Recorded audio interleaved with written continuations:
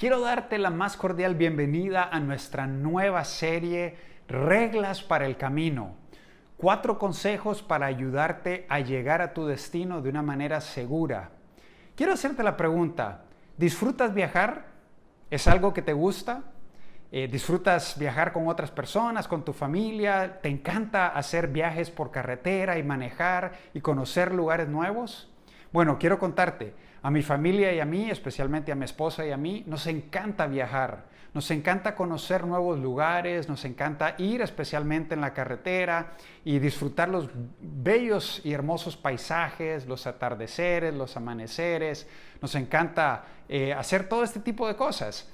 Y yo te quiero preguntar, quizás cuando tú estabas con tus hijos pequeños, yo recuerdo una familia que para poder viajar con sus hijos pequeños, ellos se aseguraban de que los niños no tomaran ni una sola gota de agua 2 o 3 horas antes del viaje, porque ellos tenían como firme regla que no podían pararse a cada rato a estar yendo al baño y a detenerse y a perder tiempo. Entonces esa era su manera de viajar.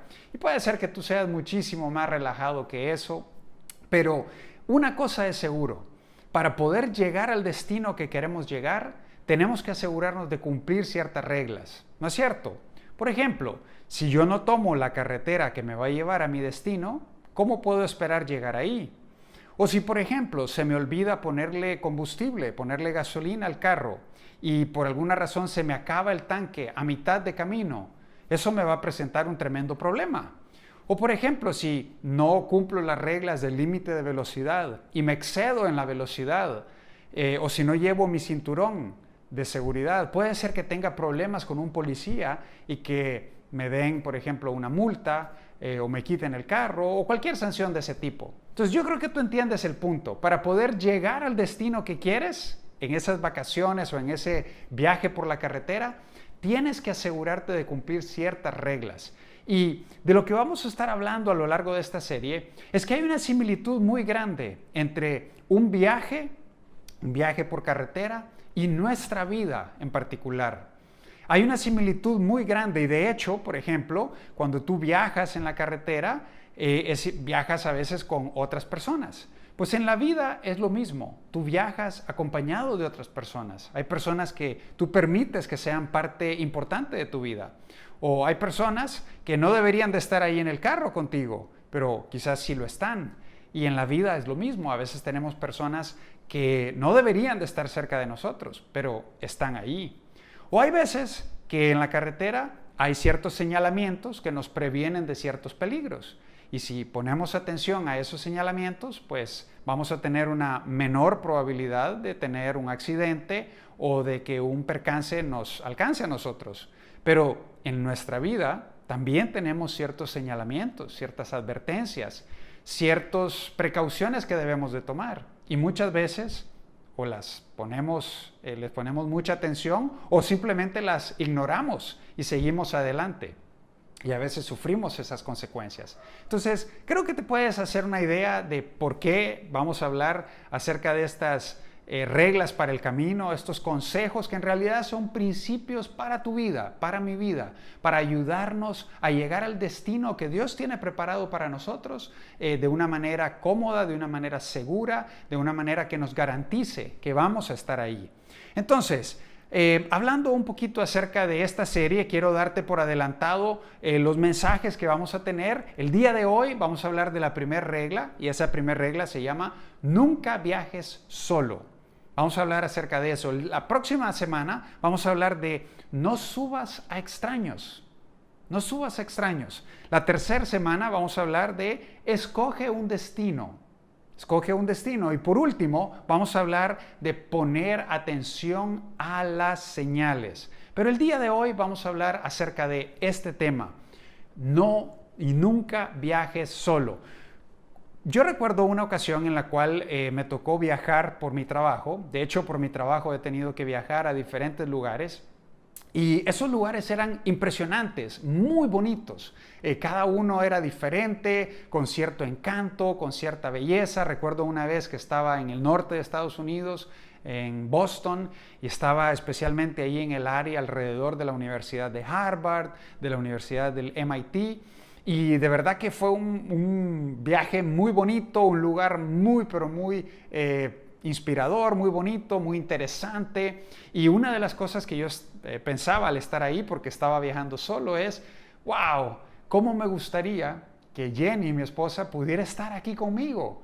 Podríamos caminar, podríamos platicar, podríamos explorar todo esto y de verdad que deseaba que ella pudiera estar ahí. O en otras ocasiones hemos viajado ella y yo y los niños no han estado ahí y hemos disfrutado de las maravillas, por ejemplo, de los cenotes del sur de México, en la península de Yucatán. Y cuando estábamos ahí decíamos, oh, los niños se están perdiendo de esta maravillosa oportunidad. Y eso me hace pensar lo siguiente, que es mejor viajar acompañado que viajar solo. Cuando vas a esos viajes disfrutas. Yo creo que hay momentos en los que obviamente tú quieres como que despejarte y tomar cierto espacio, pero en general es mejor vivir esos viajes acompañado, quizás de tu esposo, de tu esposa, de tus hijos, de tus padres o de tus tíos o de tu familia extendida, de tus amigos cercanos. Es mejor viajar acompañado que solo y por eso este mensaje le hemos denominado nunca viajes solo, pero en la vida ese principio cobra un valor todavía más importante y más relevante. La vida no fue diseñada para que tú y yo la vivamos aisladamente. La vida no fue diseñada para que seamos llaneros solitarios y nos aislemos del mundo. Dios te diseñó para que tú puedas vivir la vida en comunidad, para que puedas experimentar la riqueza de las relaciones de otras personas, de amigos, de personas que te ayudan a crecer en tu fe, de personas que te animan y te impulsan a convertirte en la mejor versión de ti mismo. Personas que están ahí cuando las cosas se ponen difíciles. Entonces, definitivamente, creo que podemos empezar con esta realidad. Ahora bien, el problema es que muchas veces nosotros nos aislamos de los demás. Muchas veces personas nos han lastimado, muchas veces lo que ha pasado es que simple y sencillamente no queremos sufrir el dolor que otras personas nos han causado y entonces tendemos a caminar en esta vida, a caminar en este camino que se llama vida, solos y teniendo a las personas a una cierta distancia de nosotros. Y eso eventualmente nos va haciendo sentirnos más solos y nos va haciendo sentirnos que el camino que estamos llevando es muy difícil y es muy pesado y no lo podemos llevar solos. Y entonces ahí tenemos una maravillosa oportunidad. Fíjate lo que dice el rey Salomón. El rey Salomón fue una de las personas o la persona más sabia en su generación y en su tiempo. Y fíjate lo que él dijo. Dice, el perfume y el incienso alegran el corazón. La dulzura de la amistad fortalece el ánimo. ¿Alguna vez has tomado un perfume, una loción muy deliciosa, muy fresca y la pones y hueles y dices, ¡ah, qué bien se siente! Eso te hace sentir bien, te hace sentir que puedes ir a cualquier lugar y platicar con cualquier persona, te hace sentir bien. El incienso y el perfume dice que alegran el corazón, pero la dulzura de la amistad fortalece el ánimo. Entonces, el rey Salomón está comparando las relaciones y el vivir esta vida y el recorrer este camino, esta carretera, acompañado de otras personas, como algo tan fragante como un perfume, como algo tan agradable como cuando entras a una de esas tiendas y hay estos aromatizantes prendidos y se siente y huele algo tan limpio, algo tan refrescante, algo tan maravilloso. Pues así es la amistad en nuestra vida. Yo te quiero hacer la pregunta, ¿estás caminando con esas características en tu vida? Y el día de hoy vamos a explorar una historia en la Biblia que nos ayuda a entender a profundidad esto y el valor supremo de verdaderamente caminar acompañado de otras personas. Y vamos a hablar del rey David. Todos sabemos que David fue un hombre que Dios utilizó grandemente. Fue un rey en Israel, el segundo rey de Israel. Era un muchacho nada más, que era un pastor de ovejas, que fue muy valiente, que se enfrentó a Goliat, lo venció, se convirtió en un héroe nacional. De la noche a la mañana su popularidad creció muchísimo, y en ese contexto, mientras él precisamente había disfrutado de esa gran victoria que Dios le había dado al vencer no solamente a Goliat, sino al ejército filisteo que era enemigo del pueblo de Israel, Saúl, el rey de Israel, vio a este muchacho, quedó maravillado de él y le dijo: vente conmigo al palacio, vas a ser ahora parte de mis funcionarios, vas ahora a comer a mi mesa, quiero que estés aquí y que ya no regreses allá con tu padre. En ese contexto, David llega al palacio real, llega y Saúl lo nombra como uno de sus oficiales más importantes, y David tiene la oportunidad de conocer a una persona. Hasta ese punto quizás David había vivido su vida de cierta manera un tanto solo, pero en este momento de su vida llega una persona que va a hacer un tremendo impacto en la vida de David. Y esa persona se llama Jonatán. Jonatán era el hijo del rey Saúl. Entonces, para que te puedas ubicar en la historia, Jonatán sería quien eventualmente, tras la muerte de su padre Saúl, se convertiría en el próximo rey de Israel. Y lo que sucedió entre David y Jonatán es que ellos estrecharon una amistad tan fuerte que se convirtió en una fuente de ánimo, se convirtió en un perfume para David, se convirtió en olor fragante, se convirtió en algo que refrescó y animó su alma y su vida. Y precisamente vamos a aprender algunas lecciones de esa historia. Entonces, habiendo dado el contexto, vamos a leer parte de la historia que está en 1 de Samuel, capítulo 18, versículos 1 y 3. Fíjate lo que dice la historia. Después de que David terminó de hablar con Saúl, cuando había decidido llegar y convertirse en uno de sus funcionarios, conoció a Jonatán, el hijo del rey. De inmediato se creó un vínculo entre ellos, pues Jonatán amó a David como a sí mismo. Vaya, esos son los amigos que tú y yo queremos tener en nuestra vida, ¿no es cierto? Queremos esas personas que no son egoístas, que son muy desinteresadas y que están tan interesados en tu éxito y en que tú salgas adelante como del suyo propio. Ese era Jonatán. Jonatán hizo un pacto solemne con David porque lo amaba tanto como a sí mismo. Es muy fácil identificar a David como el héroe de la película o de esa parte de la historia. Es el héroe emergente, el desconocido, este muchacho que estaba ahí en un rincón, que se convierte eventualmente en el rey de Israel. Pero para mí es muy interesante que un héroe en esta historia es Jonatán también. Porque aunque no escuchamos demasiado de él, aunque no lo conocemos tanto como David, aunque la gente no le daba tanto crédito a él como se lo dio a David, y no era tan popular como lo era David, y la gente no lo apreciaba necesariamente tanto como el rey David, verdaderamente era un héroe y fue una persona que Dios puso para que David pudiera llegar donde él llegó. Entonces, ellos decidieron recorrer este camino juntos. Pero había un problema en esta historia, y el problema era Saúl. Saúl, el rey de Israel, al que se suponía que todos debían respetar, que todos debían imitar, que todos debían considerar, empezó a resentir los efectos de la popularidad de David. Y en su mente y en su corazón empezó a acumular sentimientos de envidia, empezó a sentir recelo hacia David, empezó a experimentar una serie de emociones que lo hicieron convencerse que David era su enemigo. En alguna ocasión en que realmente Saúl perdió la cabeza y se dejó controlar completamente por sus emociones, David estaba tocando el arpa Saúl estaba ahí, quizás pensando en toda esta situación, tomó su lanza y la trató de tirar en ese momento, inmediatamente contra David. Lo hizo una vez y no acertó, lo hizo una segunda vez y tampoco acertó. Y en ese momento David quedó desconcertado, pero Saúl había sido controlado de tal manera que arremetió contra este joven. En otra ocasión,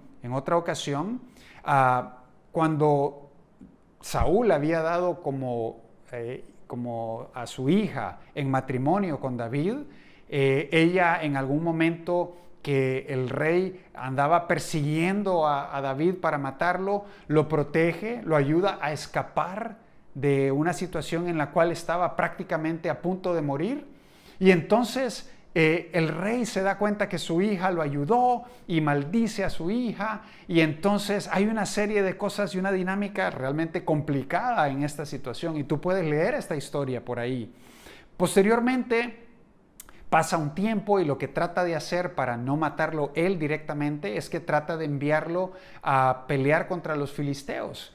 Y estos guerreros feroces se suponía que iban a matarlo porque las condiciones iban a ser muy desfavorables, pero finalmente David accede a ir a pelear, vence a los filisteos y gana todavía más respeto de la gente alrededor y gana al mismo tiempo más temor de Saúl.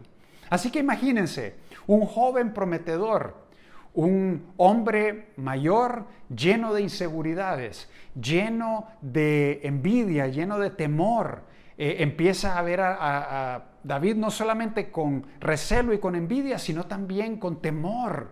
Y entonces empieza a buscar una manera de liquidarlo. Hay un precio por la cabeza de David.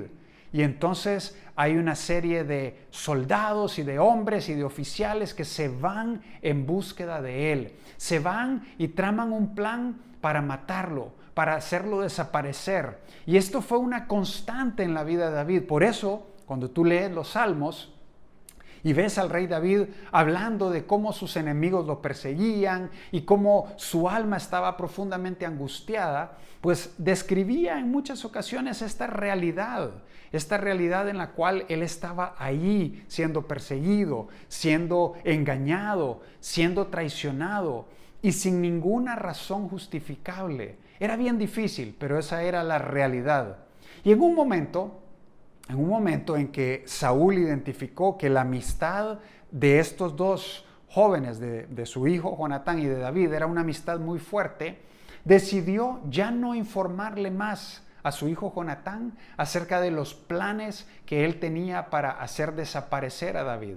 Así que David se entera de que Saúl lo anda buscando, lo anda persiguiendo, y él acude donde precisamente Jonatán para buscar ayuda y para buscar refugio en esa situación. Y entonces, ahí es donde vemos una parte de la historia muy interesante. En el capítulo 20 dice lo siguiente: finalmente, Jonatán le dijo a David: ve en paz, porque nos hemos jurado lealtad el uno al otro en el nombre del Señor. Y lo que había pasado es que Saúl había tramado un plan para hacerlo desaparecer. Jonatán se enteró de ese plan y secretamente le informó de este plan a David y lo ayudó a escapar. Y justo en el momento en el cual le revela ese plan es esto que le está diciendo. Y dice más adelante: Él es testigo, Dios es testigo del vínculo que hay entre nosotros y de nuestros hijos para siempre. Después David se fue y Jonatán regresó a la ciudad. Para mí es muy interesante esta historia de David y Jonatán, porque Jonatán estaba ayudando, estaba sirviendo, estaba auxiliando a un amigo que podría ser una amenaza para él, porque la gente ponía a David como el próximo rey. De hecho, el profeta Samuel había ungido a David como el próximo rey. Pero a él no le importó, a Jonatán no le importaron estas cosas. Realmente él tuvo un corazón muy noble, él tuvo un corazón muy desinteresado y ayudó a David en el camino tan complicado, tan tormentoso, tan oscuro que se le había presentado. lo ayudó, lo sirvió, le fue fiel, fue un buen amigo para él. Esto me hace pensar, tú y yo necesitamos amigos como Jonatán en nuestra vida. Necesitamos un Jonatán en nuestra vida. Necesitamos uno de estos amigos que son incondicionales, que son poco enfocados en sí mismos, que son muy dadivosos, que son personas que están buscando ayudarte. Y entonces hay una serie de características de los amigos estilo Jonatán. Yo quiero compartir 3 características. Número 1, estos amigos estilo Jonatán animan tu alma. Animan tu alma. La dulzura de la amistad fortalece el ánimo. Eres una persona que ha estado pasando por momentos de tristeza, tu ánimo ha estado decaído. Quizás una de las cosas que necesitas en este camino que estás transitando es personas como Jonatán, es amigos que puedan estar ahí a tu lado, que puedan caminar junto contigo, que te puedan animar, que te puedan ayudar a ver que aunque el panorama se vea muy oscuro, Dios te va a sacar adelante y Dios va a estar contigo.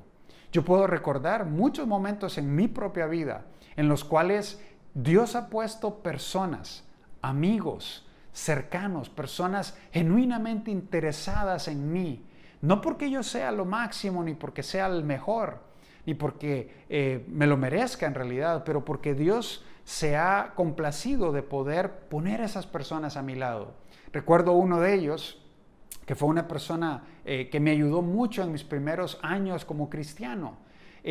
Yo tenía una gran necesidad de amistad, tenía una gran necesidad de tener personas que se interesaran en mí a ese nivel. Y entonces Oscar me proveyó ese nivel de amistad. Y él estaba ahí animándome. En los momentos difíciles que nosotros hemos tenido, que yo he tenido en mi vida, mis amigos han estado ahí. Y cuando mis amigos han tenido momentos difíciles, he tratado de estar ahí para ellos. Así que un punto importante y una característica es que estos amigos animan tu alma. Una segunda característica es que ellos apuntan hacia Dios. Jonatán le recordó a David, David, Dios te escogió. Y aunque estés pasando estas pruebas tan difíciles en este momento, no olvides que Dios te escogió. No olvides que Dios tiene un propósito para ti. No olvides que si Él lo prometió, Él lo va a cumplir en tu vida. Tú y yo necesitamos personas que cuando estemos pasando por rollos, cuando estemos pasando por momentos difíciles, nos apunten hacia Dios, que nos recuerden sus promesas, que nos recuerden que Dios está interesado en nosotros, que Él no ha tirado la toalla con nosotros. Así que necesitamos también personas que nos ayuden a apuntar hacia Dios. Fíjate lo que dice Proverbios 27:9. El dulce, esto es en otra versión, el dulce consejo de un amigo es mejor que la confianza propia. Un buen amigo, una de estas personas que debe de transitar contigo en el camino de la vida, es alguien que te va a proveer un dulce consejo, un buen consejo, un sabio consejo. ¿Tienes personas que te agregan ese tipo de valor a tu vida? ¿Estás caminando la vida verdaderamente con este tipo de personas? Porque yo sé que quizás tú me vas a decir, oye Isaac, pero yo tengo 5,000 seguidores en mis redes sociales y cuando yo posteo algo, tengo un montón de likes de personas. Y yo te hago la pregunta, ¿verdaderamente esas personas son tus amigos? ¿Verdaderamente son personas que caminan a tu lado y que están ahí animando tu vida, que te están apuntando hacia Dios, que están en los momentos difíciles? Yo creo que tú y yo podemos tener miles de contactos en las redes sociales, miles de seguidores en las redes sociales, pero amigos estilo Jonatán podemos contarlos con los dedos de nuestras manos. No caminemos y no transitemos este camino de la vida solos. Hagámoslo acompañado. Y una tercera característica de amigos así es que ellos están ahí en los momentos críticos. Proverbios 17:17 dice, en todo tiempo ama el amigo. El amigo está en las bodas, el amigo está en los cumpleaños, el amigo está en las graduaciones, el amigo está en las promociones, pero el amigo también está en los momentos en que pierdes tu trabajo. El amigo está cuando tu salud está afectada. El amigo está cuando estás teniendo un tremendo rollo financiero. El amigo está cuando tu familia se está desintegrando y no sabes qué hacer. En todo tiempo ama el amigo. Para ayudar en la adversidad nació el hermano.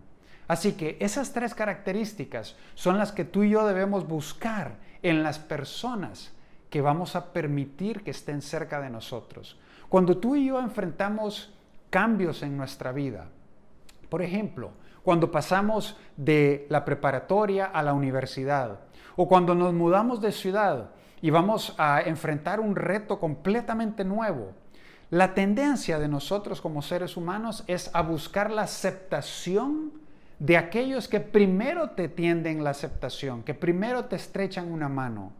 Y entonces muchas veces el primero que te tiende la mano puede ser un amigo o una persona que conociste que no necesariamente comparte, aunque comparten los mismos intereses, no necesariamente comparten los mismos valores. ¿Sabes? Tener amigos estilo Jonatán se trata de personas con quienes compartes no solamente los gustos. Por ejemplo, oye, nos encanta ver el mismo tipo de películas, películas de horror. Oye, nos encanta viajar, nos encanta ir a restaurantes, nos encanta ir a experiencias nuevas. Y esas son cosas en común que tú puedes llegar a tener con estas personas. Pero en realidad, la característica más importante que tú deberías de buscar en estos amigos es que no solamente tengan cosas en común, sino que tengan valores en común. Estas personas que te reciben en la universidad, estas personas que te reciben en la nueva escuela, estas personas que te reciben en el nuevo trabajo, ¿tienen ellos los mismos valores que tú tienes? Las cosas que para ti son importantes, como amar a Dios, amar a tu familia, servir a otros, ¿la comparten ellos? ¿Comparten una pasión y un deseo intenso de buscar a Dios? Porque aquí no estamos hablando de aislarnos de las demás personas. Aquí no estamos hablando de cerrarle la puerta a otras personas.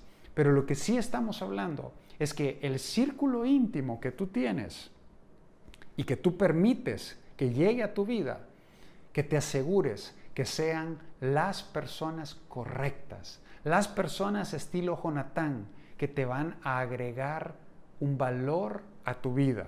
Así que quiero cerrar con esto. Y estas son algunas preguntas para ayudarte a aplicar lo que hemos platicado el día de hoy. ¿Estás recorriendo el camino de la vida con amigos que te acercan a Dios?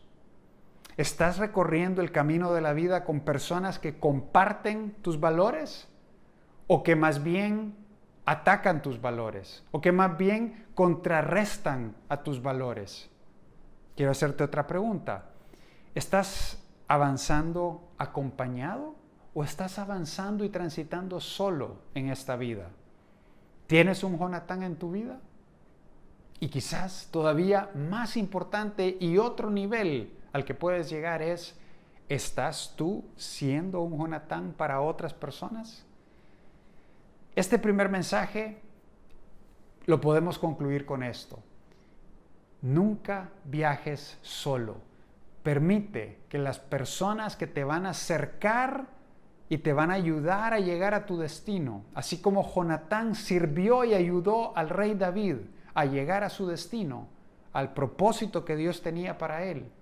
Esas son las personas que tú y yo debemos rodearnos. Y quiero invitarte a que puedas, ahí donde estás, orar conmigo en este momento. Señor, gracias, porque en este camino de la vida que tú nos has puesto, Señor, tú permites que personas maravillosas, que personas que marcan nuestra vida para bien, lleguen y se acerquen. Señor, danos la sabiduría para poder discernir ¿Qué personas nos van a ayudar y nos van a acercar más a ti y nos van a apuntar a ti? Y ayúdanos a poder abrazar a esas personas, ayúdanos a poder caminar junto con ellos, ayúdanos a poder adquirir la sabiduría que ellos tienen, porque quien con sabios anda, sabio se vuelve. Entonces, Señor, ayúdanos.